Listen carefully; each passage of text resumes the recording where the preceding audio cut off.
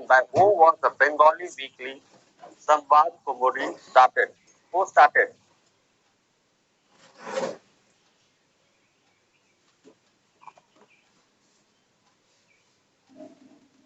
Yes. Nanya has given answer Raja Ram Mohan Roy, 1821. Very good. This is also written. Very good. So, 1821, Raja Ram Mohan Roy. Question 5. Mention any one important effort by Raja Ram Mohan Roy in support of freedom of press. What did he do for the press? Sir, he along with some of the members went to Supreme Court with a petition for the freedom of press in England. Very good. He filed a petition at the Supreme Court. He along with his supporters filed a petition at the Supreme Court. So petition at Supreme Court is the main answer. Next, mention any two social reforms favored by Jyotiba Phule. Okay, a good number of you given the answer. Uplifting lower caste, gender justice. Yes.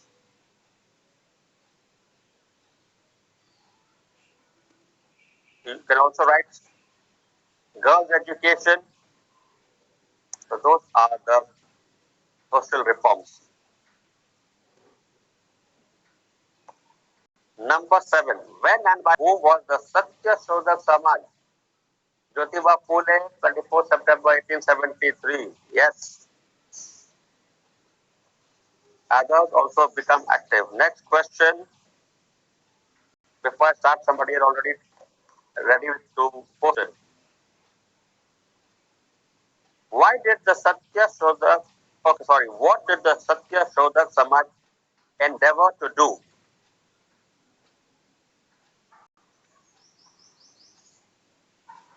Yes, what did the Satya Shodhak? Yes, Nandini. Sir, the Satya Shodhak Samaj endeavored to mitigate the distress and sufferings of Dalits and women. Very good. To mitigate or remove the sufferings of Dalits and women. Very good. Thank you. Next one. What role did the press play in fostering patriotism among our countrymen in the 19th century?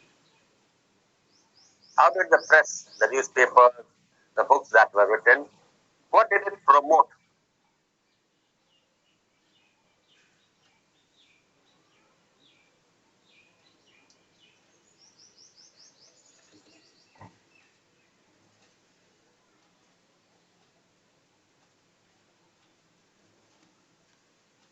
What was the role of newspapers? The newspapers used to tell about the political matters happening in the country. Yes, by doing that, what did it do? Sir, who? The newspaper. See on page 100. They aware the people about the political things and to help them to know what was going. So they evoke the feeling of nationalism among the people of India. Very good.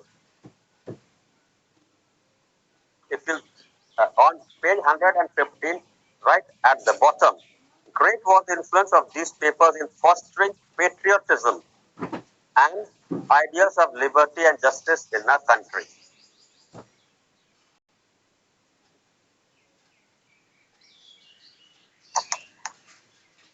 Next, name Bankim Chandra's novel that has been called the Bible of modern Bengali patriotism. Which song was taken from this book? Sir, Vande Mataram. Okay, the song is, and the book, name that novel. Sir, Anand Mat. Yes, Anand Mat. Yes, Purvi and Nandini both. Anand Mat and the song is Vande Mataram. Give two evidences to suggest that the British pursued the policy of economic exploitation in India? Give two examples.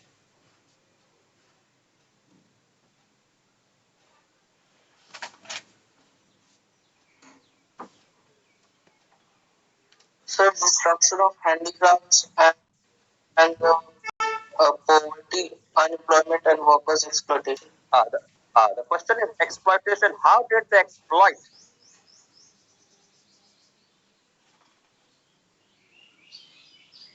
So they imposed heavy duties on goods exported into England from India. Very good. And British goods were forced upon India since we were at the mercy of our foreign masters. Okay. And you can add that to grow cash crops. And they forced Indian peasants to grow cash crops. So yes, the farmers had to sell their produce at a cheap rate. They had to grow cash crops. The farmers were forced to grow cash crops. They had to sell these crops at a cheap rate, and then you have the heavy duties on goods exported to England. So all these led to economic exploitation. Question 12. Give one reason why the Indian handicraft declined during the British rule. Sir, may I? Yes. Sir, the Indian handicrafts declined during the British rule because heavy duties were imposed on goods exported into England from India, and British goods were forced upon India since we were at the mercy of our foreign masters. Okay. So it's one reason. So one reason that is right. Number 13. Give two evidences to suggest that the British pursued the repressive colonial policies. You can type in the answer if you know the answer. Repressive colonial policies. There's a heading there.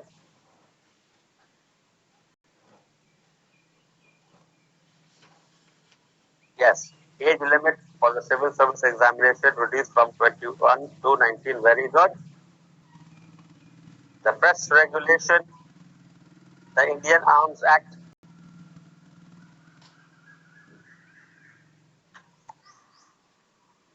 Next question.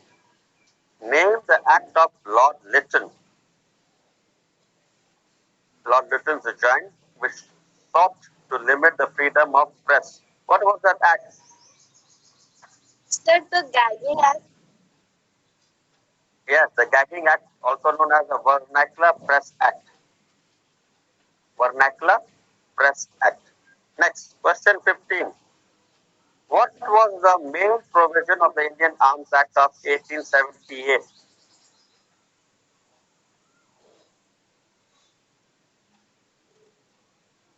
Arms Act of 1878. What did it say?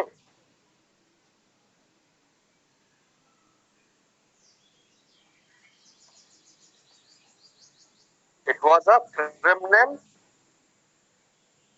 Sir, may I? Yes. Sir, the Arms Act of 1878 said that it was a criminal offense to keep a weapon without license. Now, for Indians, remember the word Indian has to be there. It was a criminal offense for Indians to keep arms without license, whereas the British were not supposed to follow that Arms Act. So it is an offense for the Indians, a criminal offense. 16.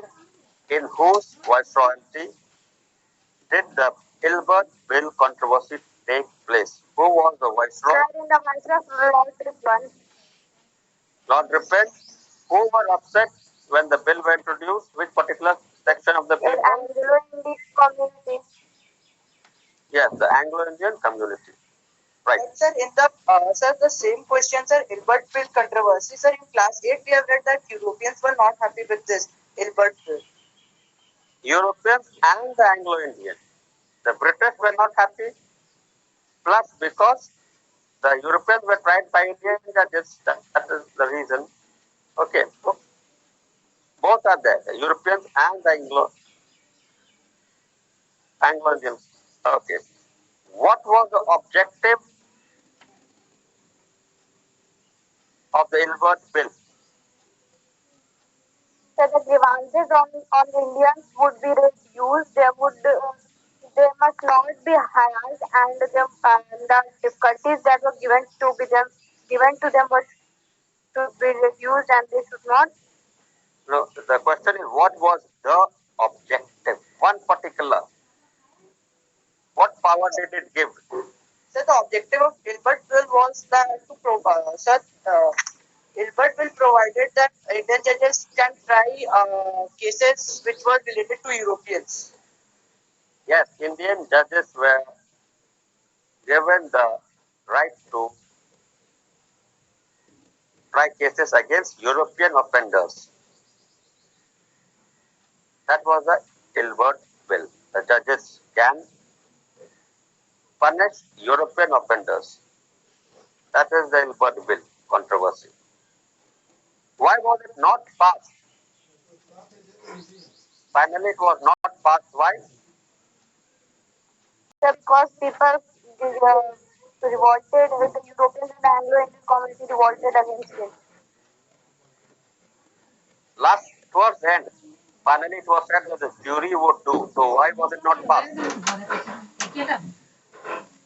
Sir, because Anglo-Indian communities started a wild agitation against this act. Still the answer. Half of the members of the jury were Either Europeans or Americans. The Europeans and Indians. yes. So naturally they would support their bill. They would not favor the Indian judges. Therefore it was not passed because half of the jury members were either Americans or Europeans. That is the main reason. Next, name two associations which acted as the precursors or forerunners. Yes, Purvi has already right. Indian. Yes, remember this is a question which is regularly asked. Whenever the word precursor or forerunner is there, you have to write the name of the association and not the person. Number 19. When and by whom was the East India Association founded in London? Sir, East When? India Association was founded on 1st October 1866 by Dadabhai Naoroji. Yeah, Dadabhai Naoroji. Very good. Who founded the Indian Association at Kolkata? Sir, Rabindranath Tagore. Surendranath Banerjee. Yes, Nanya, you are right. Name any two objects of the Indian Association founded by Surendranath Banerjee. The object to unite Indians upon the basis of common political interest and beliefs, and Yes. to promote brotherly feelings between Hindus and Muslims. Very good. First is to unite and the second is to promote. Okay, that is good. Next question. Name where and when was the Indian National Conference convened by Surendranath Banerjee? Sir, International Conference was convened in Kolkata in 1883 by Rabindranath Tagore. When is 1833? Where is Kolkata? 23. The question number, when and by whom was the Indian National Congress founded?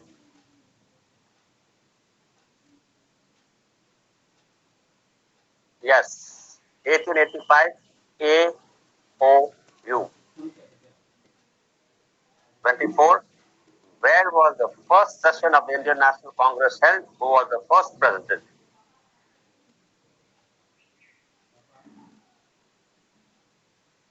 Bombay, 1885, W.C. Banerjee. Right. And the second session and the president? Next question. Sir, Dadabhai Naoroji, and it was held in Kolkata. Very good. Kolkata, Dadabhai Naoroji. So with this, we complete the third chapter.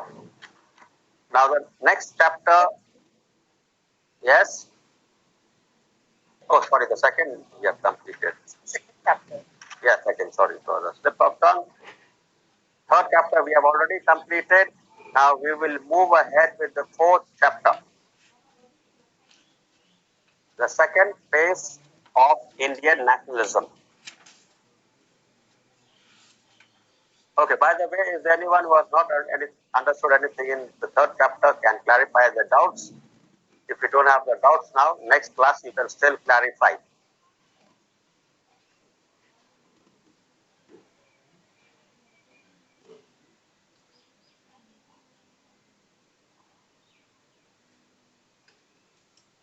Sir, will you explain about the precursors and the forerunners and the associations? See, the word precursor means the associations that were formed before the Congress was born.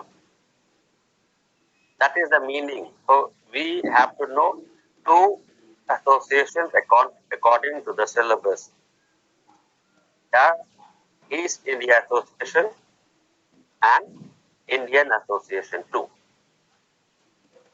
Even if the word is forerunners, it is the same thing.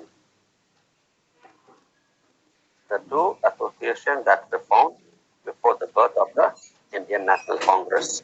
So whenever Okay, sir. the word is there, write the name of association. Second phase of Indian national movement. The first phase belonged to the moderates, who were also known as, what is the other term which is used for the moderates?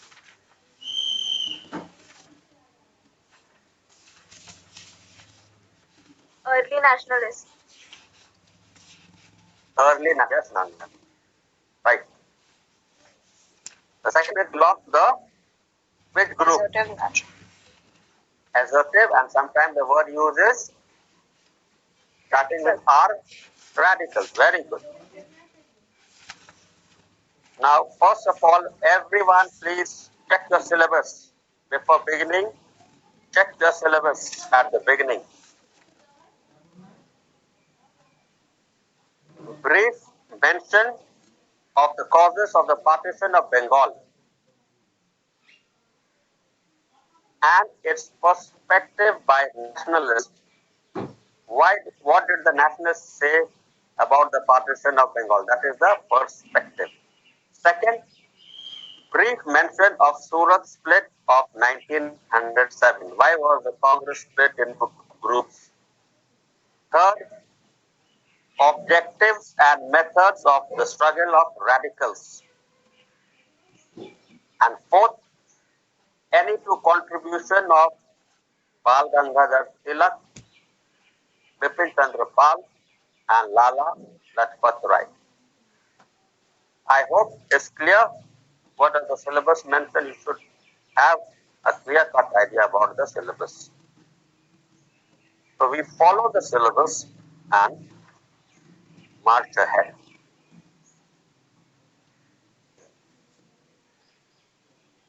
Now you please follow the book.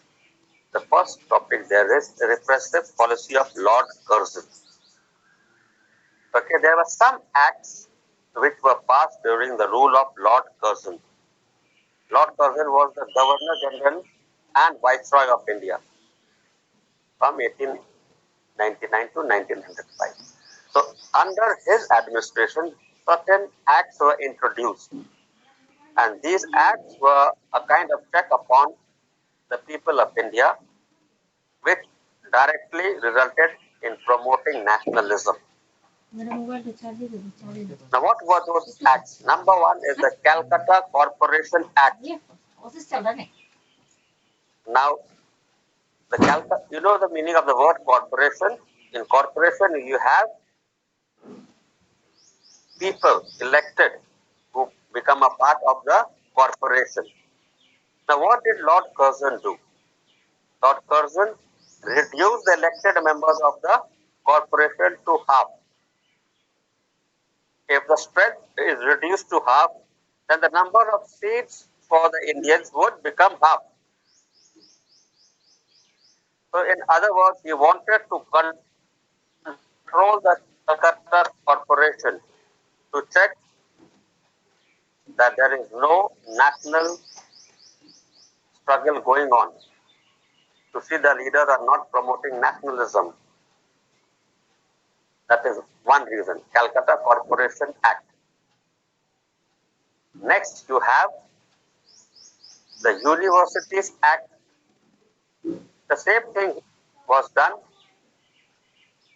The numbers were reduced, the members of the universities. His main purpose was to turn them into departments of government.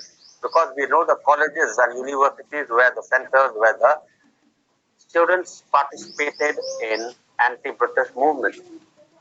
So he brought those universities under the government to check there is no rise of anti-government activities. Third, the Sedition Act. Now, what is the Sedition Act? I have told you earlier.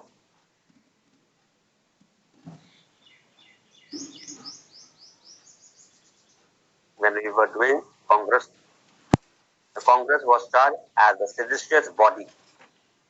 So, what is this Sedition Act?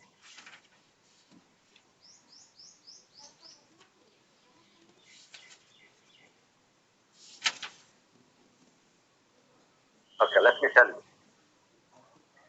Because the British government wanted to stop the people to assemble.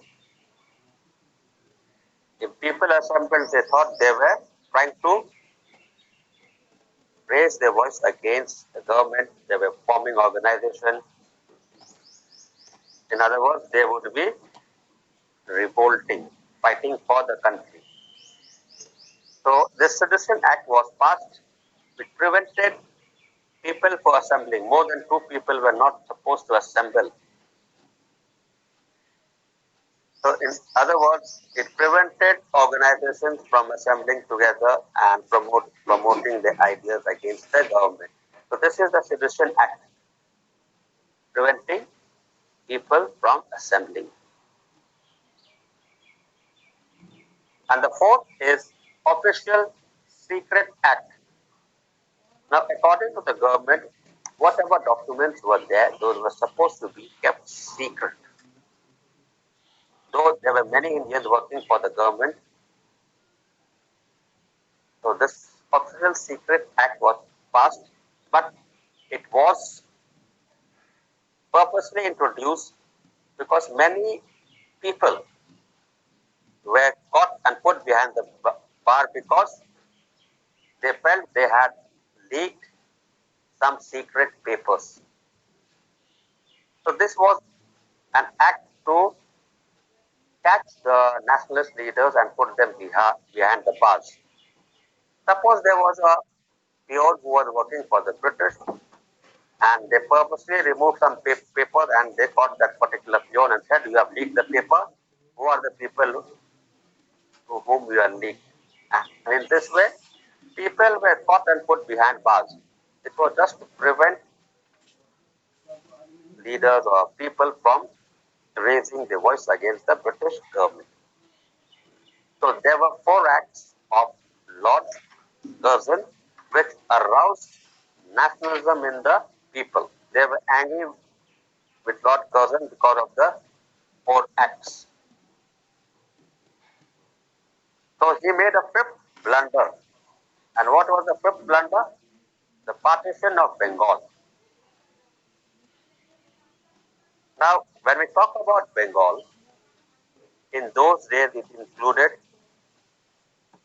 Bengal, present, and Bangladesh. Apart from that, Bihar and Odisha, Chota Nagpur, all these were part of Bengal. So Bengal was a very, or rather a huge province. Now, the prime motive was here is Bengal was the nerve center of nationalism. Anything that happened, it was in Bengal. Now, the British wanted to create a wall between the Hindus and Muslims. So, therefore, they decided to divide Bengal into two parts, East Bengal and West Bengal. The new province called East Bengal and Assam was constituted by combining Assam and Chittagong with 15 districts of Bengal. In short, what is Bangladesh now? That particular province was called East Bengal. So there were 15 districts from proper Bengal and areas of Assam, some parts, and Chittagong was included in East Bengal, and the capital was Dhaka. A new capital would be made, that is Dhaka. So this was the fifth blunder that Lord Curzon approved. Division of Bengal, partition of Bengal. Now what did the government say? What was the government's version? Why did they divide Bengal into two parts? According to the government, the province of Bengal was too large to be administered by a single provincial government. It was such a huge territory that one particular government could not look after the administration. So if the size is reduced, there will be two administrators, two provincial governments.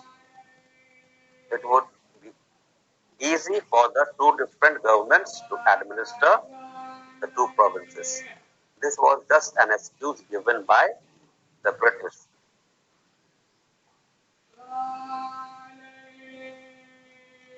And secondly, the secretary to the government of India noted that government was in favor of bringing all the Oriya people under the administration of Bengal. So this is the second reason. Those areas where the people spoke Oriya would be brought under Bengal. But the real motive, reasons behind the partition, the nationalist perspective. What did the national leaders say? These are the real motives. You can write at the side real motives. Number one, to strike at the roots of Bengali nationalism. As I said earlier, Bengal was the nerve center of Indian nationalism. Whenever voice was raised against the government, it was in Bengal. And Calcutta at that time was the capital of India. So any national movement took place in Bengal, especially Kolkata. And the people of Bengal were united against the British government. Therefore, they wanted to strike at the roots of Bengali nationalism, create two different states, provinces, East Bengal and West Bengal. East for the Muslims, a province for the Muslim, and West, which is there for the Hindus. So this was the first reason, to strike at the roots of Bengali nationalism, because Bengal was the nerve center of Indian nationalism. Number two, the policy of divide and rule, that is, drive a wedge between the Hindus and Muslims. If you remember, I told you at the beginning, the Muslims were blamed for the 1857 revolt. When the Congress was formed, they started demanding a lot. Therefore, the British switched on their loyalty towards the Muslim and against the Hindus.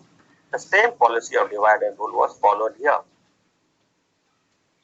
Lord Curzon himself went on a tour of East Bengal. When he met the Muslim leaders, he said his object in partitioning was not only to relieve Bengal administration, but also create a Mohammedan province.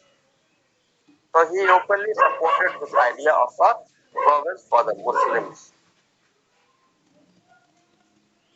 So the mullahs and other leaders, Muslim leaders, they also went and explained to the people that we will have a separate province for ourselves. The main purpose was to further create a division, a feeling of communalism between the Hindus and Muslims, that is divide and rule. So there will be no unity among the people of Bengal. The Hindus would not want the partition to take place. The Muslims, some of them, they want a separate province for themselves. So there will be clash of opinions between the Hindus and Muslims. Third, to demonstrate the strength of British Raj. That is, the British people had come to India to rule. They considered Indians to be illiterate,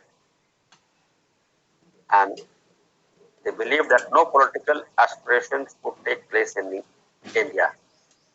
Therefore, they wanted to show that they were the rulers, and whenever people demonstrated,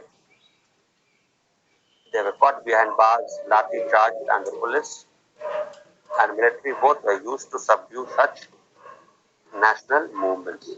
Therefore, they wanted to show their strength, that we are the rulers. We have come to rule over India. That was the third reason. I hope this is clear. You get questions from this part. What was the government's version of partition and what were the real motives? So, real motive we have three: to strike the roots of Bengali nationalism.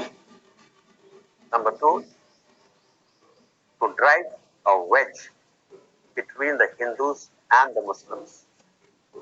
And third, to demonstrate the strength of British Raj.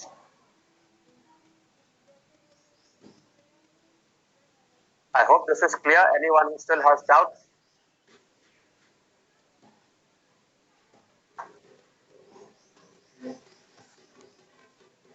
No, sir. Okay, thank you. We move ahead. The anti-partition movement. Once this was announced, the people were upset because it was mentioned that 16th October 1905 would be, or rather 16th October would be the date when Bengal would be partitioned. So there were a lot of protests going on by the people. What did they do? Most of the leaders, for example, Surendranath Gandhi, K.K. Mitra, Bipin Chandra Pal, Anand Mohan Bose, all of them met at the town hall and they chalked out a program how to prevent this partition. That is, first the leaders met and they met at the town hall. Meeting was held. Number two, many students took part in this protest. They shouted slogans such as "Unity is strength, Vande Mataram, no partition." So we see for the first time the students also supporting this movement. They did want the partition of Bengal. So the date 16 October 1905, it was a day of mourning. Mourning in the sense that entire Bengal, the people took a dip in the Ganga. It is not mentioned here, let me just explain. They took a dip in the Ganga and they tied Rakhis. Hindus and Muslims tied Rakhis to show their unity.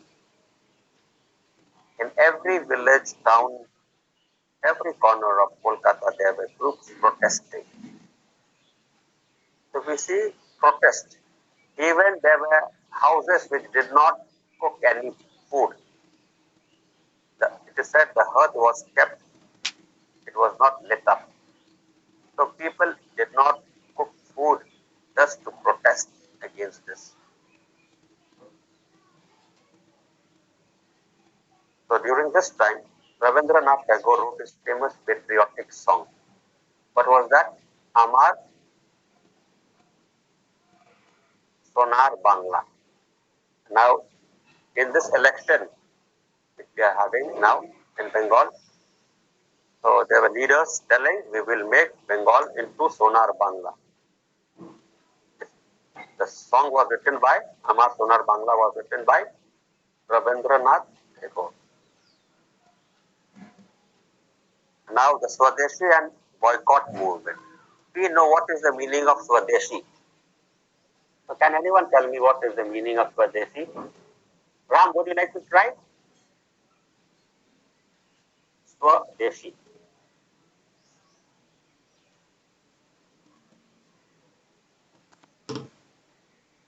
Swadeshi. Is that So may I ask, Yes, Anshika.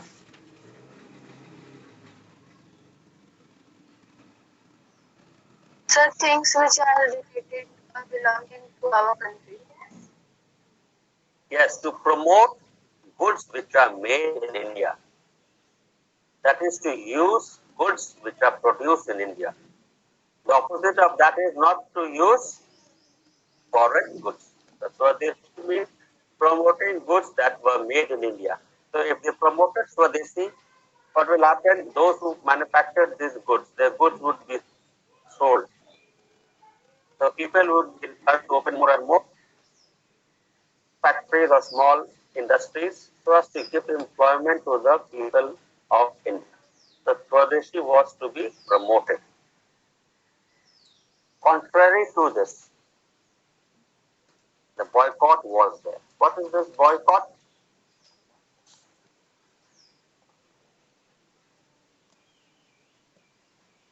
The first thing is that use, not to use, Foreign goods. very good,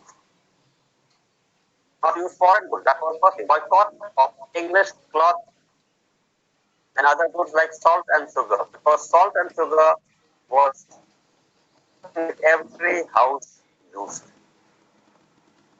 So they wanted to boycott cloth, salt, sugar. Secondly, renunciation of English speech, not speak in English. And I think so that has become a part of school of how to speak in English. True, most of the French can speak, not speak. You must speak in English. And that's how you can improve confidence will come up. But since we are having common so the renunciation of English, educated lawyers, teachers, and all who were teaching professionals, they gave up English language. They rather spoke in their native language.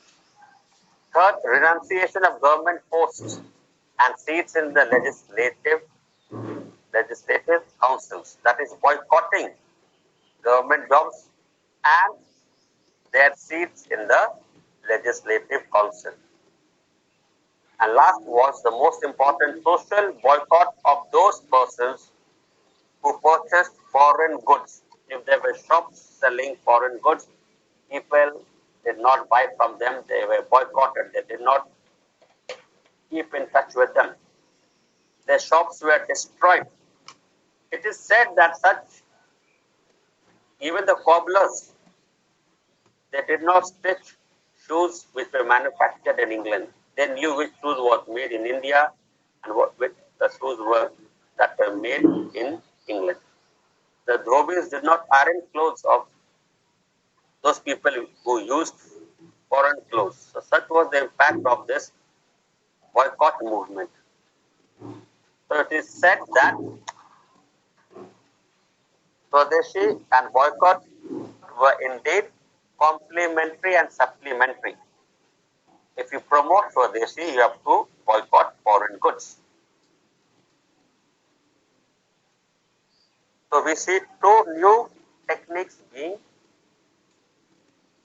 used by us. Earlier there were expectations, resolutions. Now there's a group who believe you have to put pressure on the British government. If we boycott their goods, they will lose a lot of money. So it will be a kind of pressure on them. so that they might annul or cancel this partition.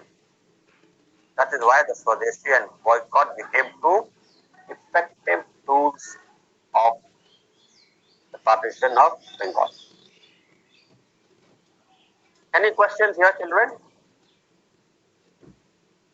Okay, it's time up, I believe. Then, no. That's the next class. Let me check. Sometimes. Okay, children, we have a class. So next class is from 10:40. I've taken enough time. Next day we will complete it. If you have any doubt, please let me know. Thank you, because